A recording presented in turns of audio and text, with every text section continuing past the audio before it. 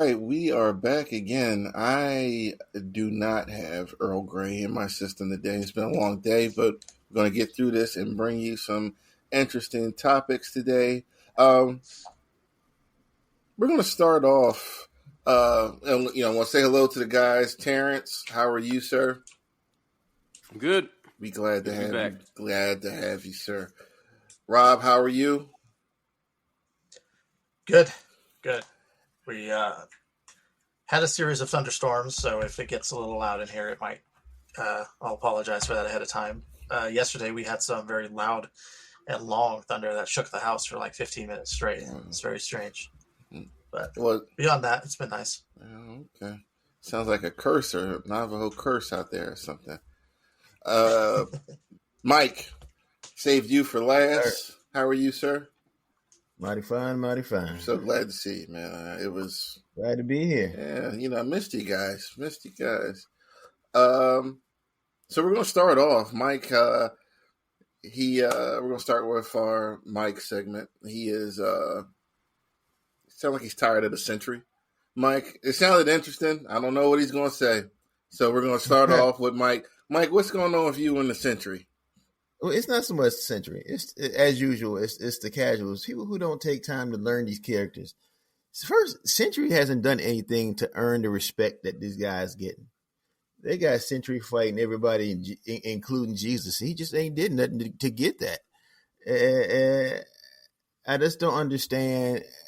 I'm to the point now where people bring up Century in battles and other groups. I just don't even comment on it. It's not even fun anymore. I had one guy block me completely because he just couldn't understand what I was saying to him. He called me an idiot and blocked me. I was like, okay, that's when I tagged Jay in. I let other Jay play with him for a while because I just couldn't do it. Well, physically I couldn't. He blocked me. So I just don't get how everybody what movie they saw that the Century was so dope in that he just, because I didn't see the same movie they saw. I mean, he was all right, but I didn't see him do anything phenomenal. So, as one of the 10 Century fans in existence, and like, I know where it's coming from, but these are also the fans who, when you like make up a team to beat my team, and I've got like Luke Cage, Colossus, and Thing. They're the ones that say, "Ah, I got the Beyonder, Eternity, and Right. and no." It's just like okay, you win. Like, thanks for keeping it interesting. Century. I'm actually amused. We did talk about this. I feel like we talked about this a couple of weeks ago. I'm amused by it. Like, the Century is so like really dependent on who's writing him. Like, as a straight shooter, like good guy, he's boring. As the imbalanced character who Norman Osborn for the newbies and the casuals, mm-hmm. And he kind of cultivated him into this force of nature. Last time I read about the Century, they still didn't really know what he was. Like, it wasn't even that serum that gave him his powers. He might have been an angel of death or something. Like, it's something. It was never really like confirmed. Right. But yeah, I would just ride the wave. Like, people having fun with it now. It's really amusing to me. It really is. Because he didn't have his power anymore, right? Didn't he gave it to that girl in the Century miniseries?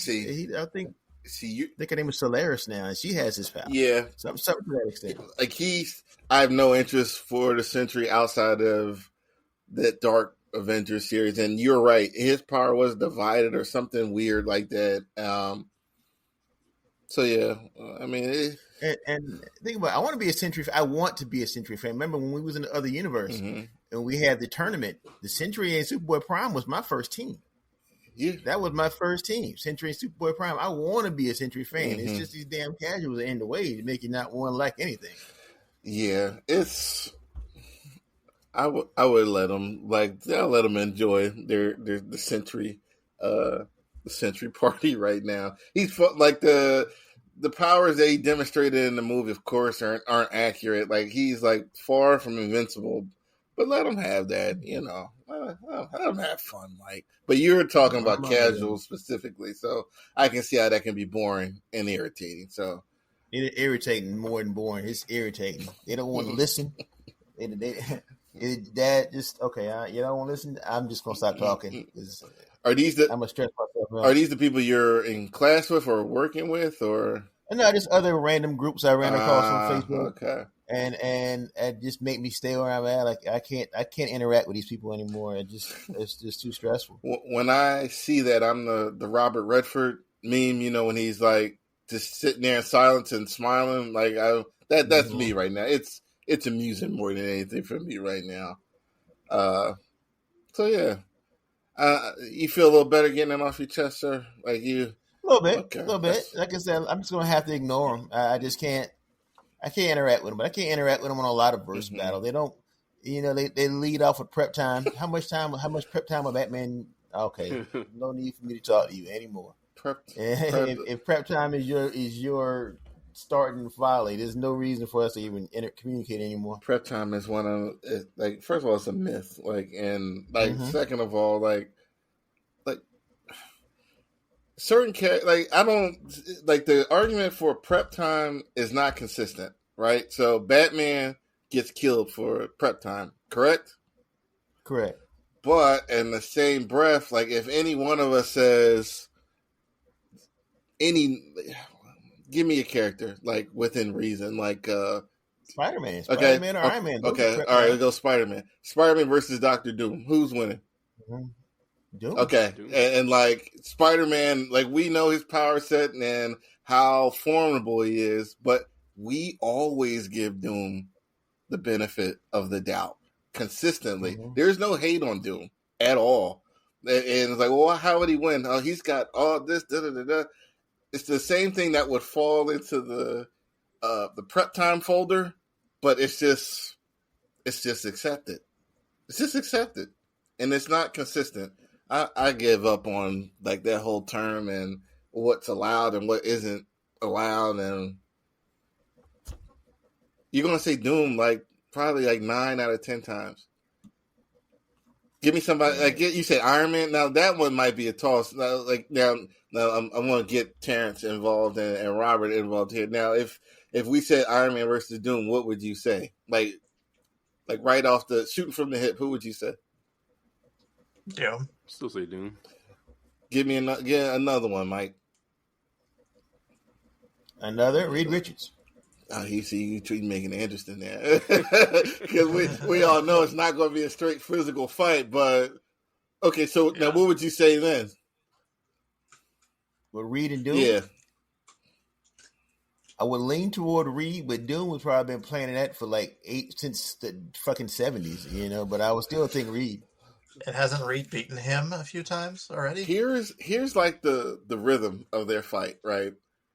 Doom is ahead of Reed in a couple of things. He's able to cure Ben. Reed still ain't been able to cure Ben, but here multiple times. Yeah, so here's where it is with Doom. Doom is in a position where he should the game should be over, but his arrogance leaves him open for Reed to beat him every time. It's the same way every time. That's interesting. That was a good. Now that was a good choice there. But I've given up on the prep time and all. Have y'all ever seen the conversation with Dr. Doom and Conan? I saw a part of it when he got Doom to take his mask off. Yes, Conan to me just like OJ was saying, he just works perfectly in Marvel. And that conversation, this dude has 0 powers, but he got the nuts of fucking huge, and he just talking to Dr. Doom and in his house, just talking shit to him and made Doom take his mask and look him in the face. And Conan, what comic is that from, Mike? Was that from the Savage Avengers, the first volume 1. Okay. Volume 2, you can stop at the first issue, but volume 1 was perfect from straight through. That team, and again, it's only because of Conan. Conan just can go on any time frame in Marvel and just work, and he does. He did. I can't remember the exact issue, but that's the volume. Savage Vengeance Volume 1. I'll try to get on that. I'm so behind with everything right now. I don't even know where to begin.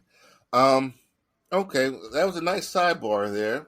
All right, so if you're gonna, to our listeners, if you're gonna, bring up prep time, be consistent. Okay, it can't be good for one character, and not for the others. Okay, like let's call it. Yeah, and don't be going on the power scaling Reddit pages and saying that Omni Man can beat everybody, because I'm sick of seeing that guy show up in every fight. Yeah, it all depends on what's on TV. I feel what movie's out, and we'll see. We'll be in the season of Galactus soon. I'm imagining.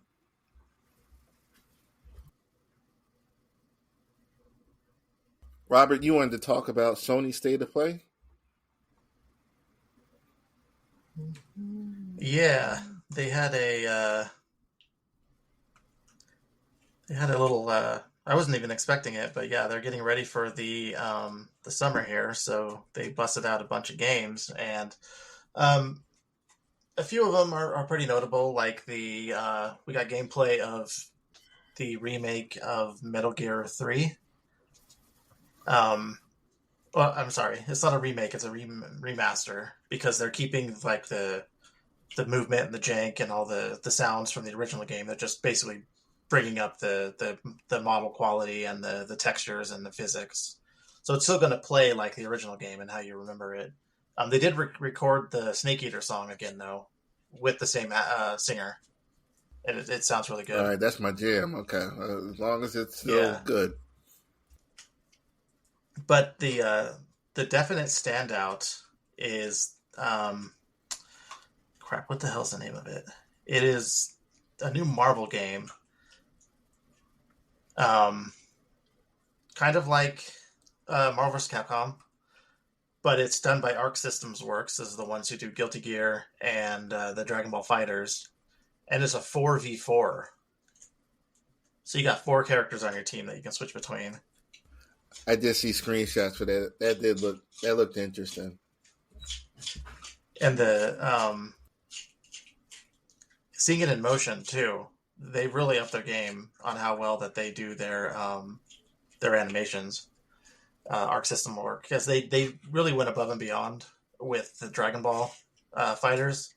Everything was very accurate to the series. A lot of nostalgic moments from the series you could recreate during fights and stuff like that. It'd be interesting to see how they treat rivals in this game.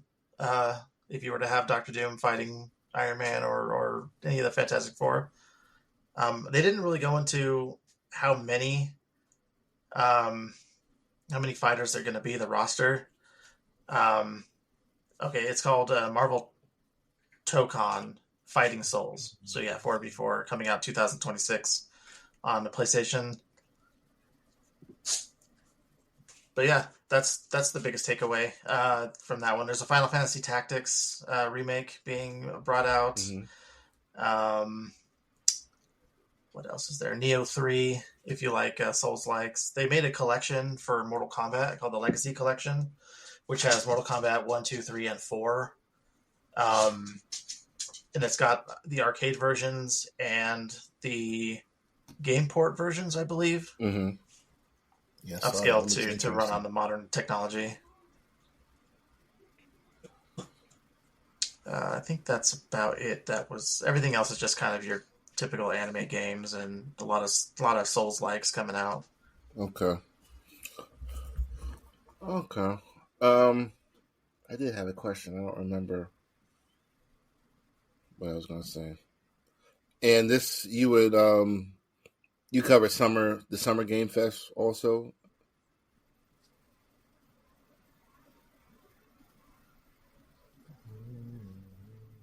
You muted, Rob. My bad. Okay. I forgot I had to push this way. Yeah. So Jeff Keighley did his thing earlier this afternoon. I was expecting to see some Cyberpunk stuff, because they've been doing a lot of their own private red streams lately. Mm-hmm. since they're building their own studio in Boston, separate from the Witcher studio, so they're going to be working on both games at the same time. And the CD Projekt Red also has 2 new CEOs, and they want to add more stuff onto the Cyberpunk. So there's a possibility of more DLC coming out. Okay. But that wasn't announced at Summer Games Fest. They said that they're going to be showing up, but I think the next thing we're going to see from them is anime, one of the anime fests in July. They're going to probably release their either season 2 of Edge Runners or a new anime on Netflix, because they had announced that like last year. But at Summer Games Fest, there was a Resident Evil announcement. There's I think it's a Scott Pilgrim collection from all of the old handheld versions. Mm-hmm. They're going to be bringing out.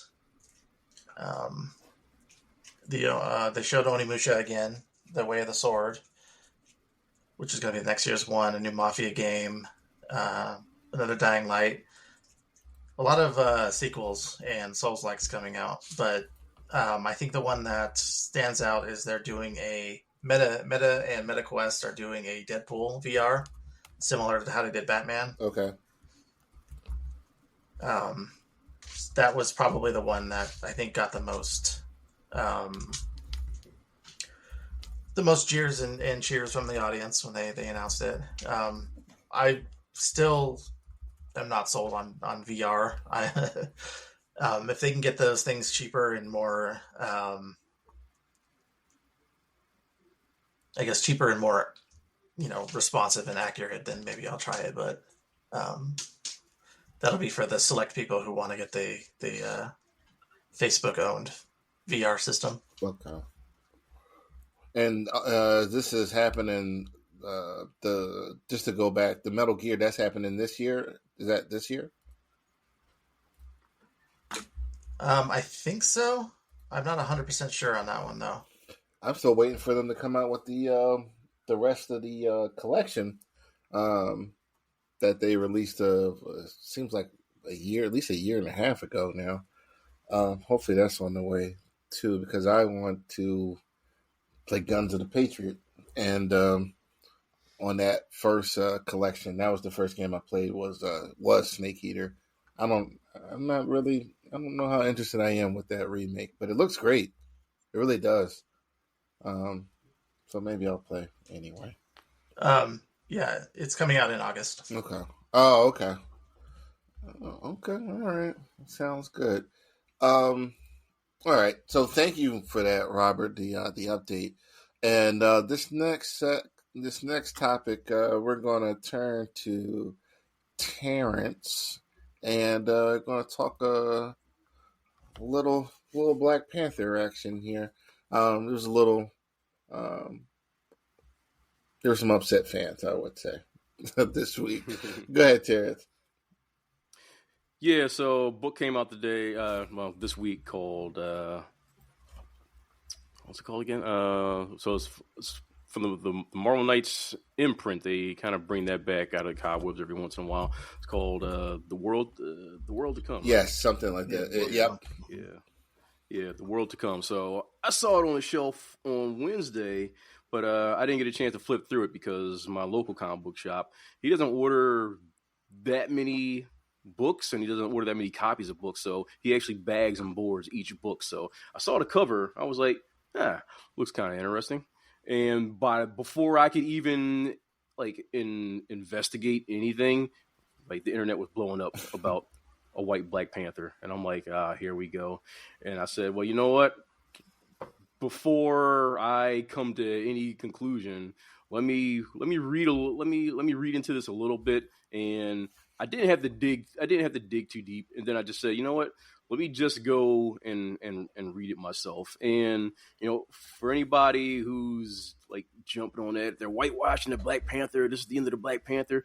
First of all, it's a last page reveal. We have no idea how we got to this point. It's an alternate future timeline, and it's Christopher Priest and Joe Quesada Christopher Priest is the writer that made me care about Black Panther in the first place. Before Christopher Priest came along, I never cared about any previous iterations of Black Panther because Marvel really didn't invest a lot into Black Panther before Priest came along. And once he came along and started doing Black Panther in the late 90s, Marvel has consistently put Black Panther at the forefront. So as Priest doing his thing, I say let him cook because it was actually a damn good book, and I wish the ending hadn't gotten spoiled for me. So my jaw could have dropped, and I could have gone, "Yo, what the fuck are they doing now?" But yeah, it's actually before that last page reveal, you have no idea that things are going that way. So I won't get into it too much, but it's clearly an alternate timeline, and it delves into how things with Wakanda aren't going well. Storm is dead, and T'Challa regrets that he had turned her away and never got to rekindle that romance. And meanwhile, he needs to have an heir, so he rekindles a romance with Monica Lynn, who was an old girlfriend of his. And so that's partially how things throw you off, because all throughout they're showing you a future where things have gone really bad and Wakanda is attacking this other nation, and then you have a character telling the story about how things got so bad, and he's talking about how T'Challa had to find an heir. And you see in a later part of the book, Wakanda has these they have these challenges where you can challenge the king. If you defeat the king, then you become the king. And later on, his son actually fights him. Now, you have other flashbacks where you see he's married, Monica Lynn, his old girlfriend, rekindles his romance with her, and she's pregnant. Monica Lynn is black, so you'd expect Black Panther to have a black heir. So, and then you see later on, his son has challenged him for the leadership of Wakanda, and he, I won't tell you how the fight goes, but on the last page, his son takes off his mask, and you see it's this white guy, and you're like, "What the? This blue-eyed, blonde-haired white guy." You're just like, "What the hell is going on?" So, like I said, we have no idea how we got to this point. It's going to be 6 issues. Christopher Priest he did a great job with his run on Black Panther in the late 90s into the early 2000s. So I say, like I said, there's a lot of twists and turns that are gonna come from this. So say, don't just take it at face value from just some angry person that you saw on Facebook. Read the story for yourself, and when you get to the last page, no one else knows what the hell is going on either. So at the least, it'll entice you to read the second issue just to figure out what kind of mind fuck Christopher Priest is trying to pull here. So I implore you, if you're upset about what you learned on the internet, read the damn thing. If something pisses you off, if you think your favorite character is being destroyed because of something you heard, invest some time to find out what's going on before you go on and have an angry rant, or don't and just stay angry for no reason. Okay. I actually was kind of interested how it got to that point, so I may take your advice there and check it out. But there were some upset fans, and the Ryan Gosling meme made its return this week, which was perfect. Got a good laugh out of that. And you said you read the whole story already. Yep. It was good. The first issue is only one. Okay, all right, okay. So is this a mini series? Yeah, 6 Okay. issues. Okay. All right. So everybody relax. All right. I want to talk about it Yeah. real quick. I want to add everything T says 100%. Like he was saying, Christopher Priest is 99% of the things that everybody knows about Black Panther came from Priest, pretty much. Only the reason why I say 99 is because he didn't make Shuri. That was under the original Hudlin run. But other than that, the Dora Milaje, Edward K. Ross, Okoye, all that's Priest. You know, so he's at least earned our trust to go a while. And I think this whole thing is reaction to every time they make a change, a racial change for a character or whatever, everybody's in the comments. It's DEI, it's lazy right, and blah blah blah. I think this is a direct answer to that. I think he came right to that. Okay, you want to see a white Black Panther? Let's look at it. Let's see how this is going to work. I think that's what this is a response to. We'll see how it goes. I'm really interested to see how it goes. And like T, it was spoiled for me as soon as I got online. I haven't even bought my book yet. I had to read it online. I haven't even got mine. And usually, by the time I'm so behind it, the whole series will be out by the time I get to it. But I had to read this. I'm like, okay, I got to read this before these people drive me crazy. What's going on? My wife came in home tonight. Asked me about it. What's this? All right, sit down. Just breathe. That's when you know it's impactful, when people who don't normally ask are asking. Exactly, and I think it's a direct, because I haven't seen the usual suspects say one thing about DEI, one thing about woke. I ain't seen none of that nowhere. But you know, that's their favorite complaint about something. So I think he's hitting them right in the throat, and I trust what he's getting ready to do. Do I have any idea? Hell no. But like I say, Priest has at least earned my trust on that. You know, I still wanted to just add that, because like T, I've been reading them. I have that whole Priest run, 1 through 60, whatever. I've got it. I'm only missing 1 volume of Black Panther since the beginning. I've got all 9 volumes. Only missed number 2. Okay. So I've been with Black Panther for a while. Okay. So, like I say, but none of them have beat that Priest run. He has a definitive run on Black Panther. Okay.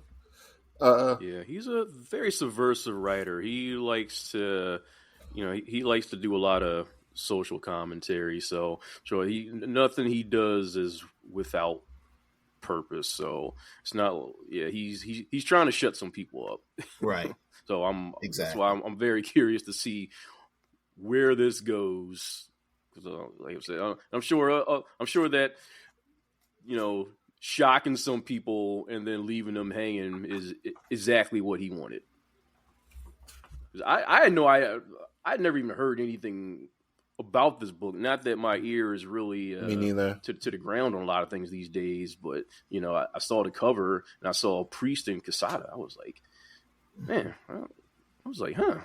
Yeah, I can get down with that. And it had the Marvel Knights logo. I was like, oh, okay. It's just that I didn't get to flip through it. And, before I got to do any investigation, everything was blowing up already. Yeah, that's like me. I saw the cover and the previews, the Marvel previews they put out, the free book.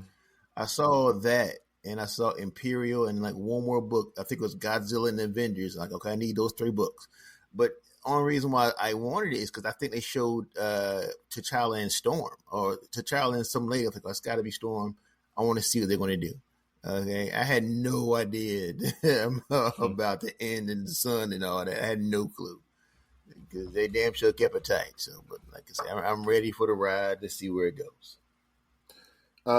Rob, you got anything on the topic? Anything you wanted to say? This is the first I'm hearing of it. Oh, okay. Honestly. I think when you mentioned Ryan Gosling, I'm pretty sure I scrolled past some YouTube videos that had that as the thumbnail, but I didn't think anything of it. So yeah, this is the first time hearing of it. I guess it's typical reactionary BS when, the last page of a comic book, when a story hasn't even fleshed itself out yet, is getting so much negative press because of, the usual. It kind of puts a bad taste in the mouth of people who actually want this story to play out. And hopefully the priest.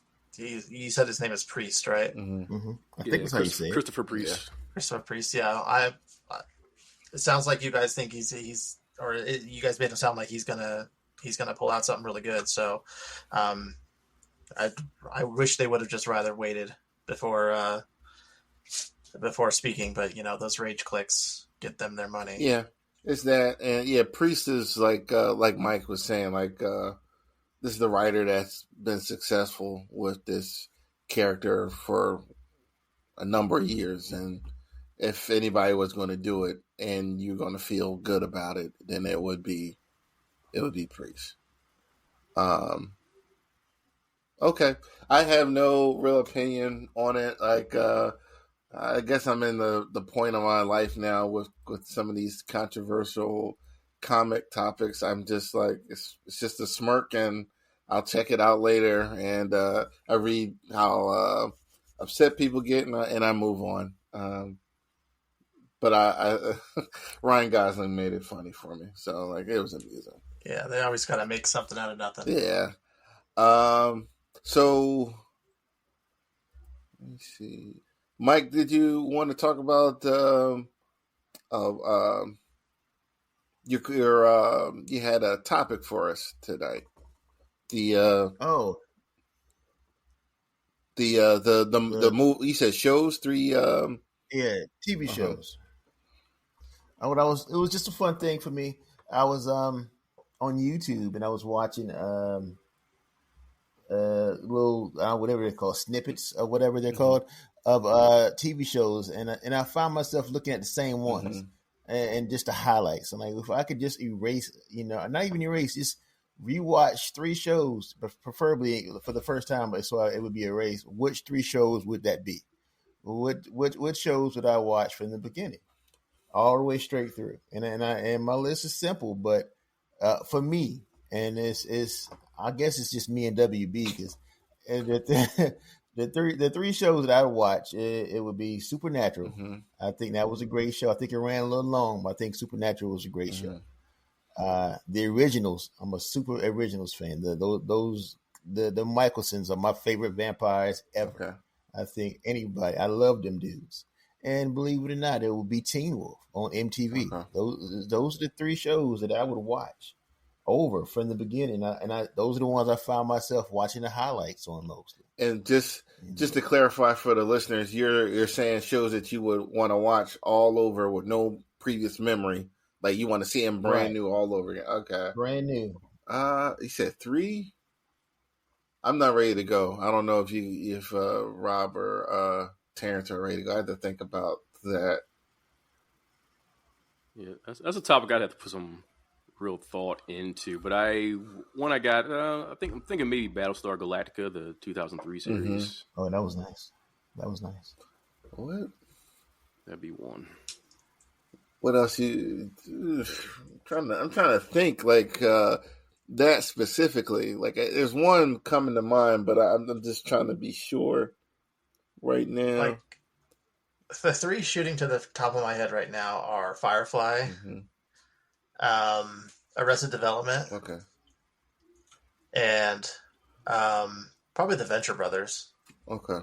So I remember how hilarious that was the first time in my rewatch, or in my original watch.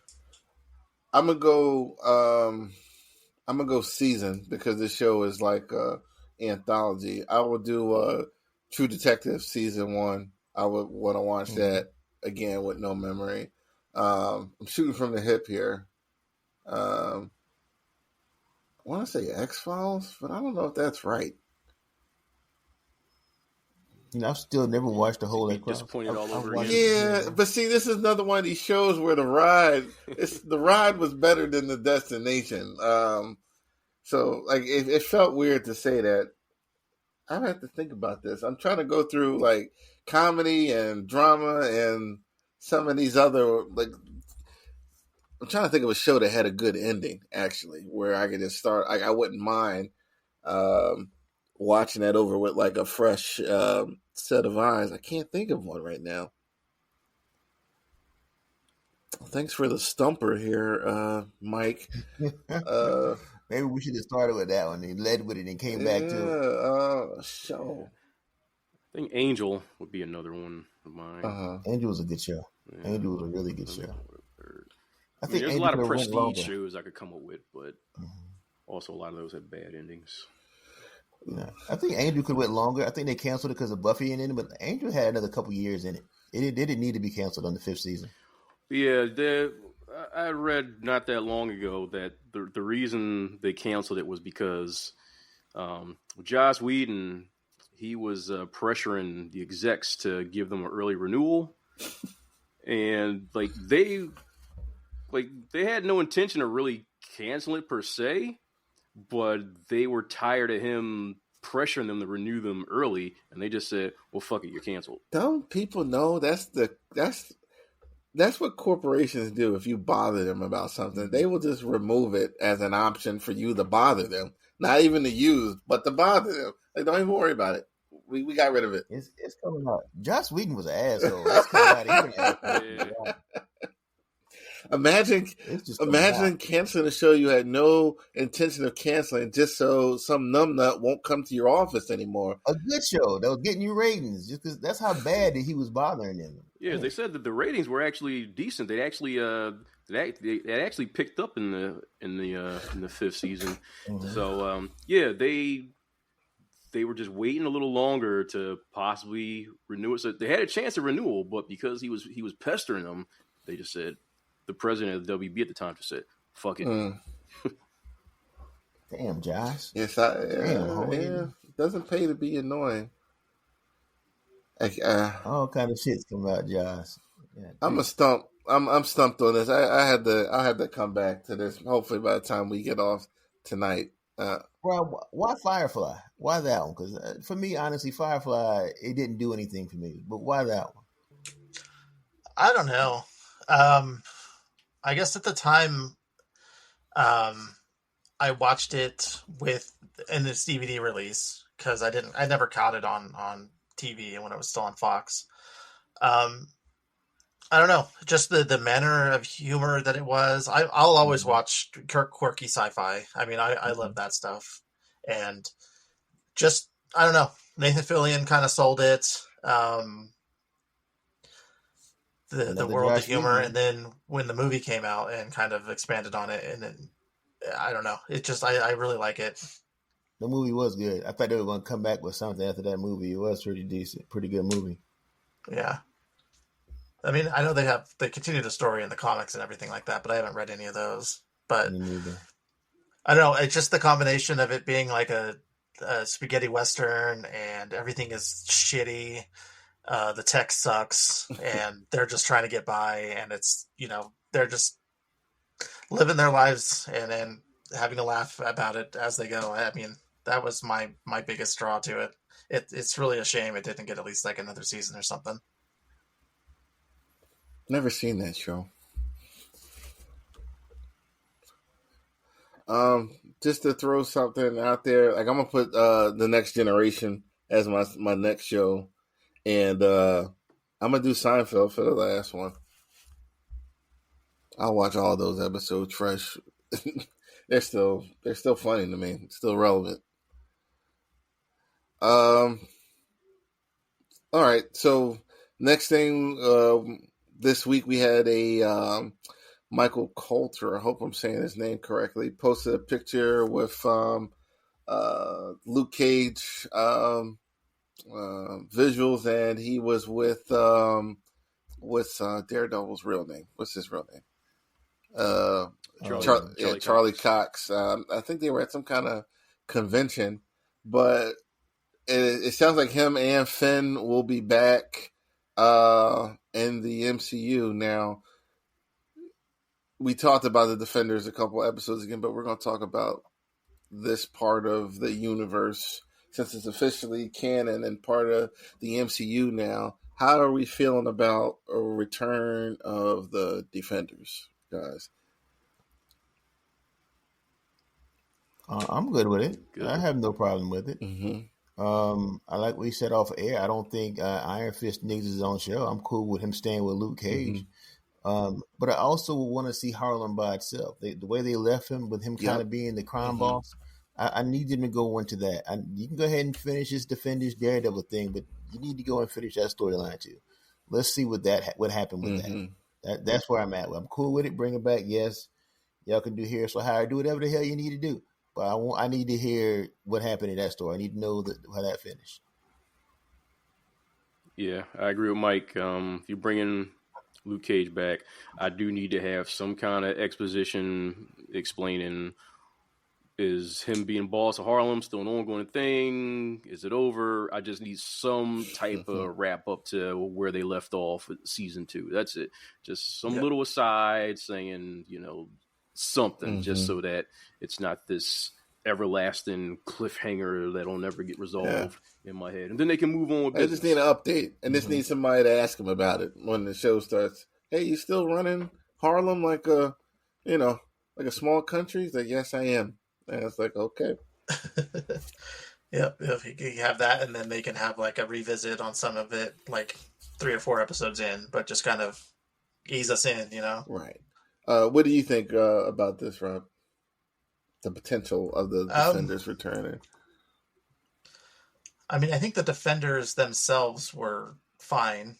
It was just the Sigourney Weaver hand thing that they were doing just was kind of it was a weird choice. I feel, I mean, I was going to say that they're doing their villains a little bit better these days, but what was the villain's Muse? Yes. He was kind of wasted in Daredevil, so I guess we'll have to see. I think they have the right tone, though. And depending on if he's coming back for Defenders as a show or if he's getting a Luke Cage season 3, I mean, it'll all depend. But I'm good with seeing all of them again, honestly. I think Finn Jones maybe learned his lesson. I mean, people clowning on him for the last, I don't know how long now. So, you mentioned Finn Jones. This is like this is like the first step. Like, you got to get Finn Jones sold to these to the fans. Rehab, right? You got to just have him hang out with Simu Liu for a while. Learn some techniques. Get some flow to your combat. And don't look so stiff. The girl's got to come back. What's the girl's name? What's this girl? Is that Colleen? Colleen's got to come back. Like, okay, Iron Fist. The only good part of season 2. We're glad you're here. Where's Colleen with her sword?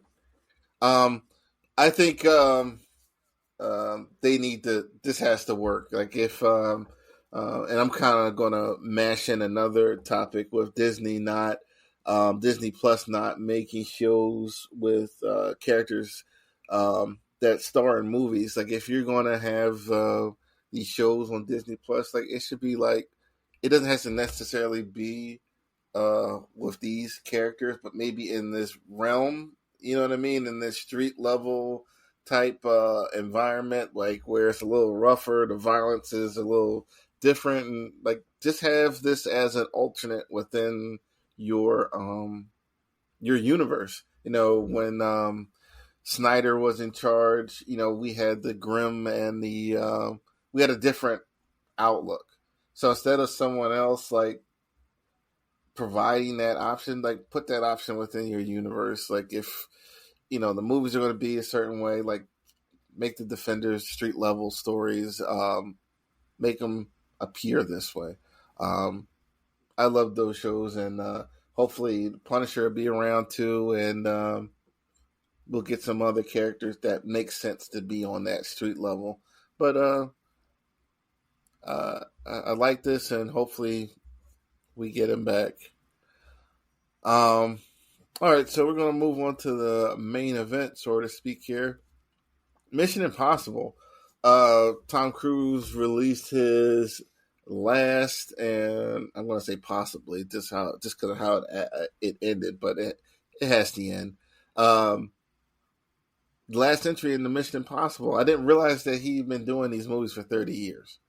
So, like, 30 years, some of us were in school.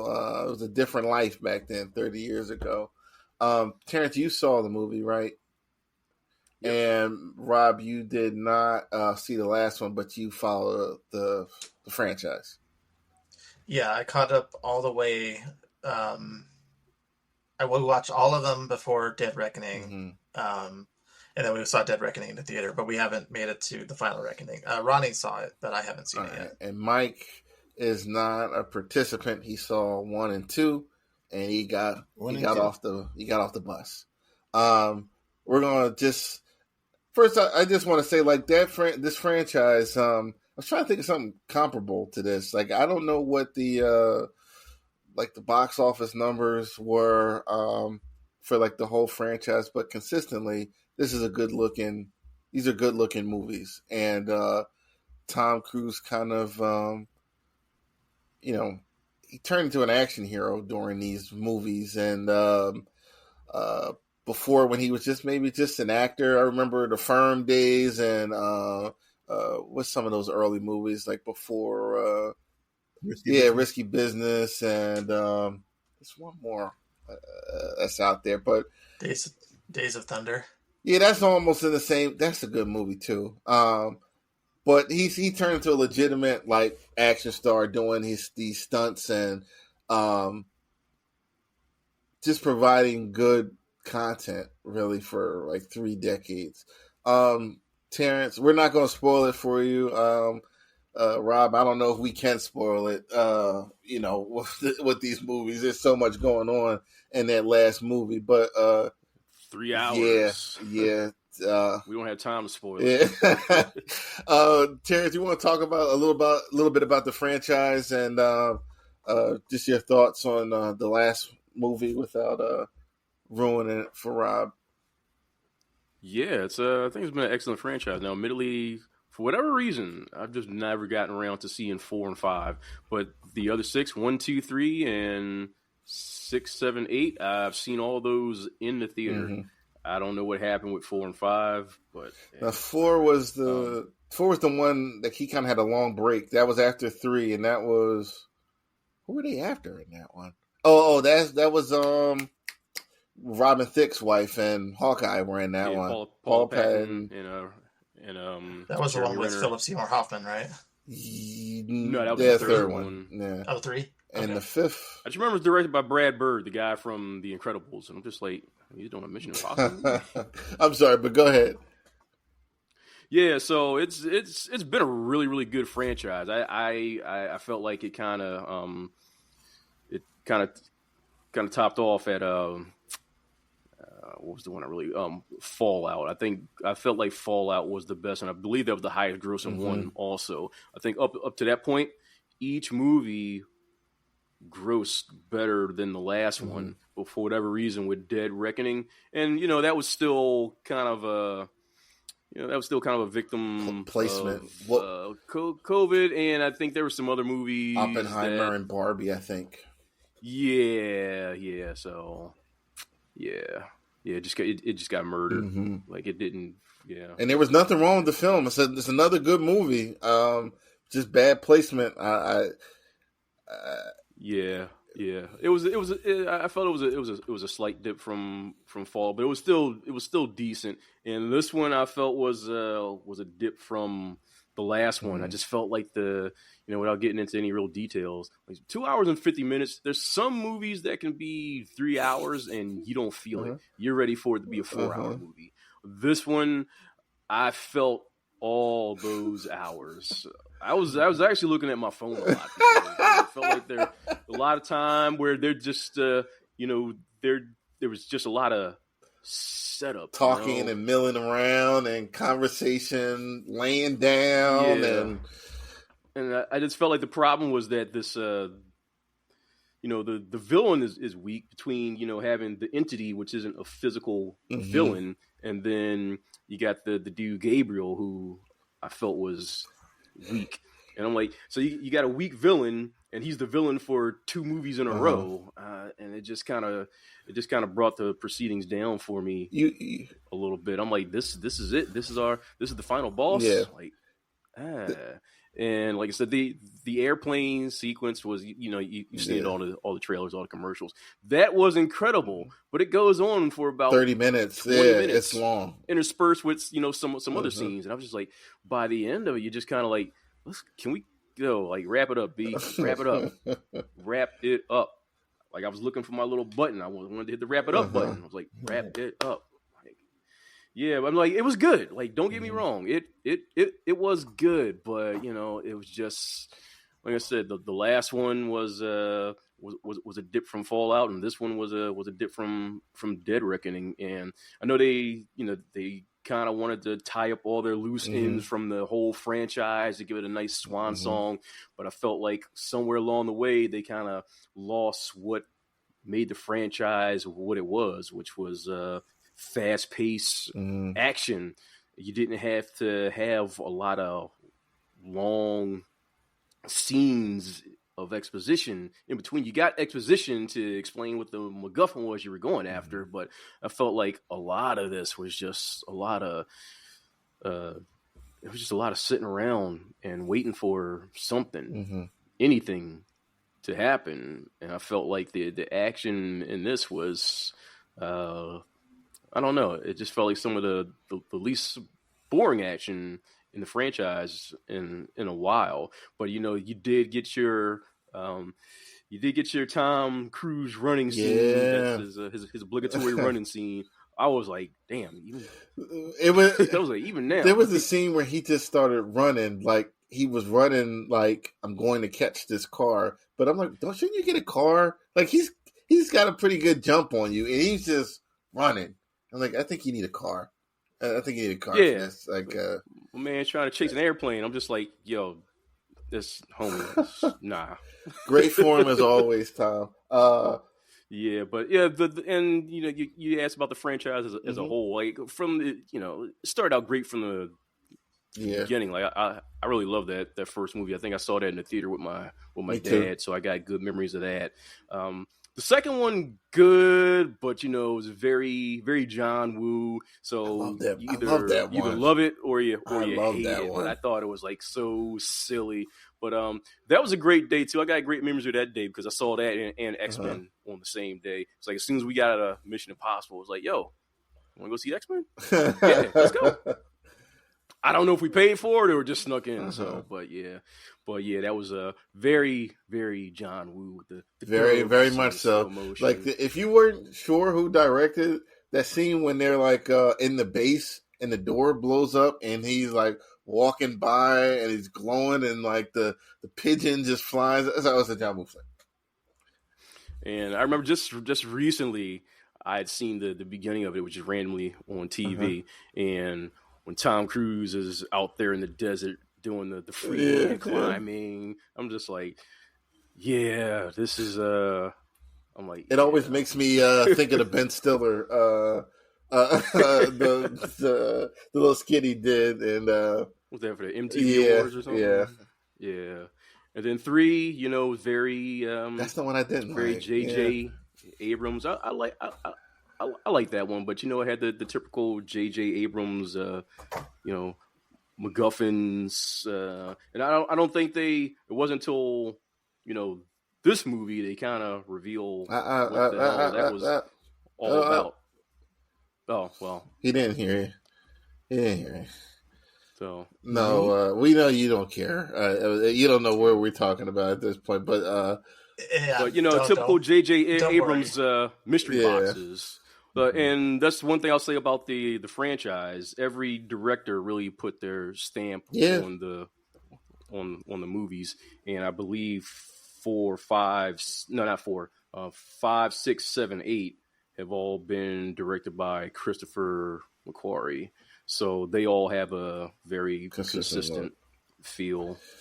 Now, no, Rob, you go ahead. You didn't see the last one, but what are your thoughts on the MI series? Overall, they were really good. admittedly, I stopped watching the series after the second one because I didn't like it at all. Uh-huh. I saw that one in the theater. I saw both the first one and the second one in the theater, and I thought the second one was so corny with all the John Woo slow mo and his really terrible martial arts, and I didn't like it. And I didn't watch any of them up until recently when I went through the whole series again to catch up to watch The Dead Reckoning in the theater. Um, but yeah, everything after the second one just got better and better and better. I like the cast they have, his extended cast with like Bing Rames and Simon Pegg. The villains are always really good. Fallout 100% was probably the best one. I think so, too. Think that one really was the best. It would be cool if somehow Henry Cavill survived and came back as like a scarred up Bond villain or something. They should have saved him. Like, Cavill was a great villain. He was great in that movie. And I don't know why people hate. I don't know why Hollywood hates Cavill. I guess he didn't have anything to complain about on that one, of telling them to stick to the source material. Yeah. And he got to keep the mustache. Right. But yeah, I would say, in my opinion, the second one is the only blemish on the series. But all the other ones are good. I like them. Okay. Now, I after watching all of them, right, I love Haley Atwell, but the Elsa character, I would have liked that. That was a death that really bothered me in the series when Elsa died. And which one was it? Fallout? Did she die in Fallout? No, she died in the last one. Dead Reckoning. Yeah, like it's almost like almost the same character. It's not, but they're in the same slot, right? Like Elsa was good for 3 straight movies. That one kind of that death bothered me. But this series, I like the second one. I love that one. That one is just funny to me. The villain I thought was amusing. Like he really just broke that girl out of jail just to sleep with her. Again, that was all he did it for. And I thought the story was legitimate, like what he was trying to do. Third one is probably my least favorite. And I don't even know why. But everything afterwards, looking back, like almost everyone was in this franchise. I forgot Lawrence Fishburne was in these movies. Angela Bassett. You had Superman. You had Hawkeye. You had a bunch of people in there. Everybody showed up too for these movies. They were good flicks, and I'm not saying I'm sorry that they're over, because he didn't jam these movies down our throat. Like it was always a nice amount of time between the releases, but I think this is one of the better like Hollywood franchises. The next thing that comes to mind is the Rocky franchise, just because they both, nothing beats Rocky. Rocky started in the 70s, and like what was Creed, like 5 years ago maybe? So like so that's like what, almost 10, like 30, like 40 years maybe for Rocky. How many decades it's crossed? But Mission Impossible, they were good films. Like even the worst film is something that you wouldn't be mad you were watching. Fallout is my favorite too. Cavill was probably the best villain, maybe. Him and Tom's interactions were good. And Baldwin, what Baldwin was that? He was Alec. Alec was in these movies. He was good in these also. So it was definitely a good ride. Rob, you got to let us. Angela Bassett. Yeah, Angela Bassett.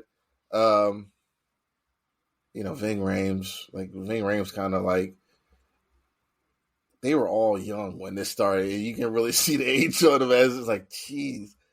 But Rob, you have to let us know what you think when you see it. It was a long movie. they traveled the globe and you felt the trip. You know, like I had jet lag. it's like damn, That like was, when do we land? You know, so it was still a good movie, and like bravo to Tom Cruise, true action hero, if I say so, just off these alone. And I know he's done other things, but like he's up there with when it comes to like action movie actors or whatever, however you want to phrase it. Like you should give him his due just off the stunts alone. So we hit all the targets today, guys. What do we have any loose ends? I do want to say this before you say anything. I didn't realize it today until a couple hours ago. 10 years for the multiverse page. I remember why I made it, and something that happened in the other universe with a friend of mine. I didn't think he was treated fairly. So I decided to make another page where people would be treated fairly, and the rest is history. And,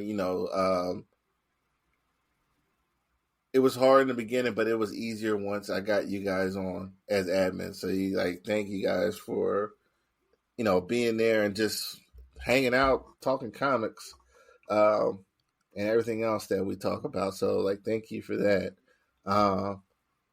a Festivus for the rest of us. I was looking at how to disable Skynet from our page with Tosh, and they said, "Oh, the page was created 10 years ago today." And I was like, "10? Like what? Really?"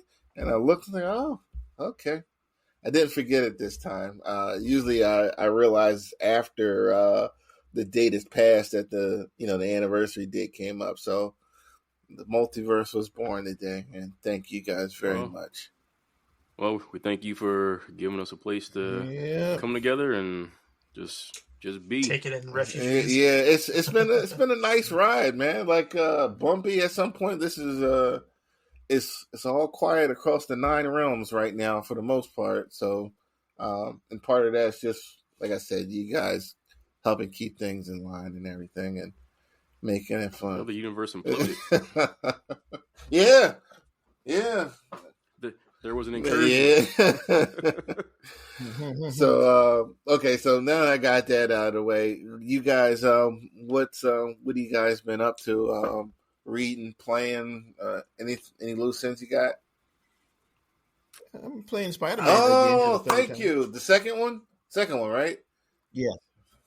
For the third time, I'm playing it. I made it back to where I was when I deleted everything, so I'm back in my spot. So. Oh, that's right. You had that memory card issue, right? Right, and I'm back in my spot. Good. That one really was the best one by far. The story was pretty epic too, so I'm hoping you see that one all the way through. Yeah, I'm not doing any summer school this year, so so I don't have any reason why not to. So this is. And I'm not working a real job right now, so I'll probably. I don't see why I couldn't finish. So, and week after next, we can get an update from you on the podcast, right? Well, I'll give you an update. I'm still reading my comics too, so comics always come first. Perfect. All right, sounds good. What about the rest of you guys? Well. If you pay attention to my Instagram, I've been buying lots and lots of comics. I have been seeing that. Did you really buy the one you want? Comics, shouldn't be, but just had to work really hard this summer. Look, you buy another comic, you go that that 181, that 300. Look, I'll clean your room. This adopt me, sir. Wait. Mike, you're the one posting the Submariner covers. Yeah, I read all that. The Submariner little miniseries, maxi series. Is it good? It was all right. Nothing spectacular, but it was all right. All right. I'm sorry, Terrence. Go ahead. Well, you good? And Breaking Bad. That's going to be my third show. Good one. That's a good one. That was a good show. that's a show you don't need to watch again. Like once you go through Breaking Bad, there's no replay, there's no rewatch value at all for Breaking Bad, because we were talking about Slow Time and Mission Impossible. How many times did he quit making meth in the show and they were just like not doing anything? Like, we're done, Jesse. And then they're sitting around and they need money. It's like, oh, we're cooking again. We gotta cook. So like, it's a great show. I don't need to watch that again. Like, there is no. Okay, well, we're going to end it here. This was a good episode again, guys. To our listeners, recommend this. You enjoy the show. Spread the word. Click follow, subscribe on whatever you are listening to, and we are going to head out. And in the words of the immortal Optimus Prime, to all are one. And we'll see you next time. Peace out.